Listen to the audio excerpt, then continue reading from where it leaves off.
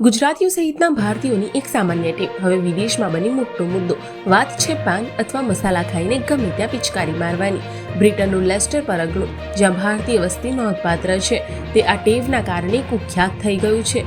અહીંની દિવાલો અને રસ્તાઓ પર લાલ પીળી પિચકારીઓ જોઈને શિસ્તબદ્ધ બ્રિટિશરો રોષે ભરાયા. સ્થિતિ એટલી ગંભીર બની છે કે લેસ્ટર સિટી કાઉન્સિલે થૂંકવા કે પિચકારી મારવા બદલ 150 પાઉન્ડ જેટલો મોટો દંડ લાગુ કરવો પડ્યો. પરંતુ આશ્ચર્યની વાત એ છે કે દંડ હોવા છતાં લોકોની માનસિકતામાં કોઈ ફરક દેખાઈ રહ્યો નથી. પરિણામે લેસ્ટર કાઉન્સિલને માત્ર આ થૂકેલું સાફ કરવા માટે વર્ષે લગભગ 30 લાખ રૂપિયાનું અલગ બજેટ ફાળવવું પડ્યું. વેમ્બલી અને બ્રેન્ટ કાઉન્સિલ જેવા અન્ય વિસ્તારોમાં પણ આ મોટો મુદ્દો છે.